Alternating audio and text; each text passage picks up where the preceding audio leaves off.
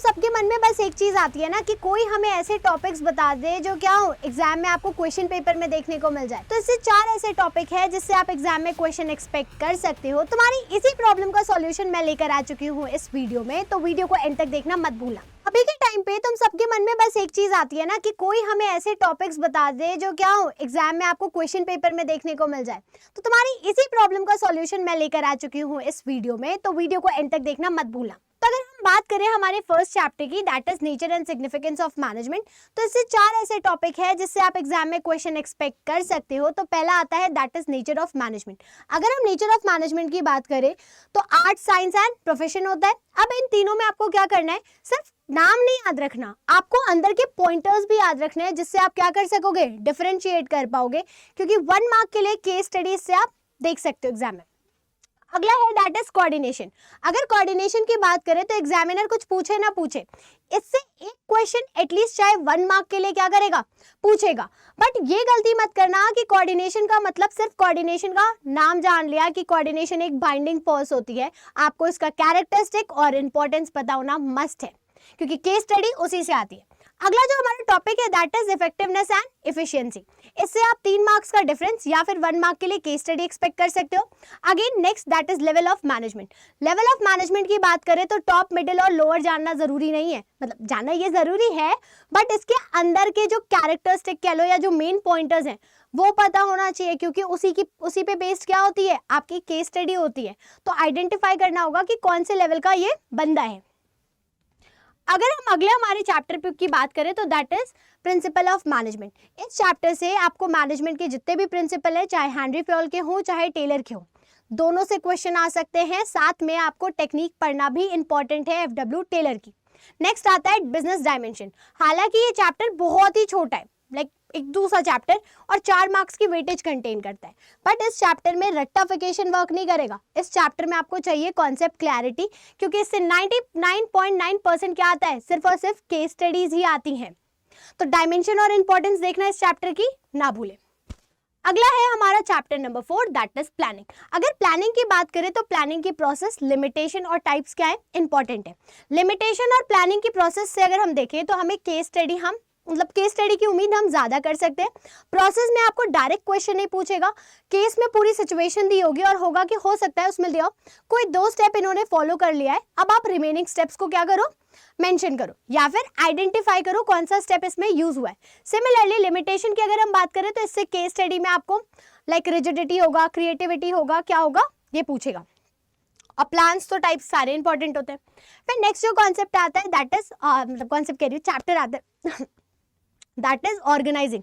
अगर ऑर्गेनाइजिंग की बात करें तो ऑर्गेनाइजिंग से डेलीगेशन और डिसेंट्रलाइजेशन का डिफरेंस मस्ट है, क्योंकि लोगों को लगता है कि डेलीगेशन और डिसेंट्रलाइजेशन दोनों में हम पावर को क्या करते हैं, डिस्ट्रीब्यूट करते हैं। पर डिफरेंस कहाँ आता है, डिफरेंस आता है आपका सबऑर्डिनेट और सुपीरियर का, और यहाँ पे हर एक लेवल ऑफ मैनेजमेंट का। नेक्स्ट आता है फंक्शनल और डिविजनल स्ट्रक्चर। इससे तो भाई आपको फ्लो चार्ट भी देखना पड़ेगा, क्योंकि CBSE अब फ्लो चार्ट बेस्ड क्वेश्चन भी पूछता है। अगर केस स्टडी दिया, केस स्टडी में एक में आइडेंटिफाई करो, उससे रिलेटेड फ्लो चार्ट बनाओ। थर्ड पार्ट में आपसे उससे एडवांटेज, डिसएडवांटेज या फिर मेरिट और डीमेरिट पूछेगा। नेक्स्ट आता है फॉर्मल और इनफॉर्मल ऑर्गेनाइजेशन। अगेन इससे केस स्टडी या फिर डायरेक्ट डिफरेंस पूछ सकता है, और इवन इसकी एडवांटेज और डिसएडवांटेज भी देखनी है, क्योंकि एडवांटेज डिसएडवांटेज से डायरेक्ट क्वेश्चन आ रहे हैं अभी। अगला जो चैप्टर है दैट इज स्टाफिंग। स्टाफिंग की अगर हम बात करें तो सिलेक्शन का प्रोसेस, टाइप्स ऑफ रिक्रूटमेंट और ट्रेनिंग डेवलपमेंट जो होता है, कॉन्सेप्ट ट्रेनिंग और डेवलपमेंट का डिफरेंस, ये भी इंपॉर्टेंट है। सिलेक्शन का प्रोसेस और टाइप्स ऑफ रिक्रूटमेंट में ना अगेन आपको मेरिट और डीमेरिट देखना पड़ेगा टाइप्स ऑफ रिक्रूटमेंट का, और सिलेक्शन के प्रोसेस से आप केस स्टडी क्या कर सकते हो, एक्सपेक्ट कर सकते हो। जो नेक्स्ट आता है that is chapter number 7 art directing. Directing में इंसेंटिव्स बहुत इंपॉर्टेंट है, मॉनेटरी और नॉन मॉनेटरी दोनों ही। टाइप्स ऑफ लीडर और कम्युनिकेशन के बैरियर्स द मोस्ट इंपॉर्टेंट, क्योंकि इससे केस स्टडी, डायरेक्ट क्वेश्चन दोनों पूछ रहा है अभी के टाइम पे। और जो लास्ट है दैट इज मोटिवेशन, यानी कि मैस्लो की थ्योरी को बोल देगा आप क्या करो, अरेंज करो। Next chapter that is chapter number 8। इससे कंट्रोलिंग की प्रोसेस, मैनेजमेंट बाय एक्सेप्शन और क्रिटिकल पॉइंट कंट्रोल, इससे आपको केस स्टडी देखने को मिलेगी। तो प्रोसेस तो पता होना मस्ट है, बट ये दोनों भी क्या होना चाहिए, पूरा कॉन्सेप्ट क्लियर होना चाहिए, क्योंकि 4 नंबर का ही हम ऑन एन एवरेज इस चैप्टर को लेते हैं, बट इससे भी अच्छे खासे मतलब थोड़े ट्रिकी क्वेश्चन ही पूछता है, ऐसा नहीं कि रेक्टिफिकेशन यहाँ पे वर्क करेगा। फिर नेक्स्ट जो चैप्टर है दैट इज चैप्टर नंबर 9, जो सबसे ज्यादा हेटेड चैप्टर होता है स्टूडेंट के साइड से, क्योंकि इतने सारे फैक्टर्स होते हैं ना, समझ में नहीं आते। तो फैक्टर्स की बात करें तो हर एक फैक्टर, चाहे फाइनेंसिंग का हो, इन्वेस्टमेंट का हो या फिर डिविडेंड का हो, इसके सारे फैक्टर्स पता होना मस्ट है, क्योंकि इससे क्वेश्चन आ सकता है।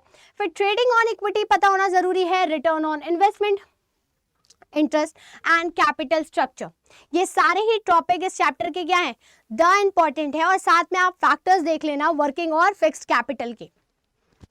अगला है हमारा chapter number 10 that is financial market, यानी इससे आपको सेबी के फंक्शंस देखने हैं। तीनों फंक्शन पता होना चाहिए कि कौन से फंक्शन में क्या क्या आता है, क्योंकि क्वेश्चन उसी से बनता है केस स्टडी में या फिर डायरेक्टली पूछते हैं।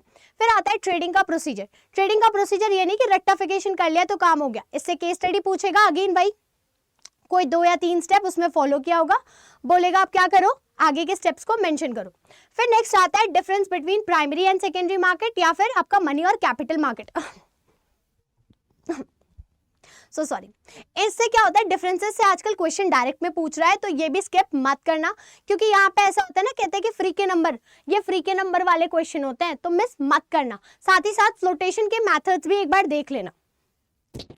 अगला है chapter number 11 that is marketing management. पूरी बीएसटी में सबसे ज्यादा वेटेज कंटेन करने वाला एक लौता चैप्टर, जिससे हमें टाइप्स ऑफ पैकेजिंग देखना है। इससे इमेज बेस्ड क्वेश्चन आप एक्सपेक्ट कर सकते हो या फिर केस स्टडी।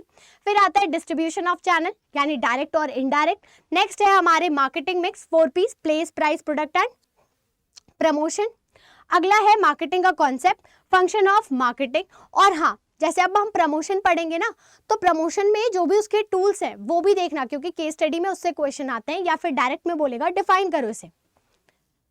नेक्स्ट है हमारा last chapter that is consumer protection.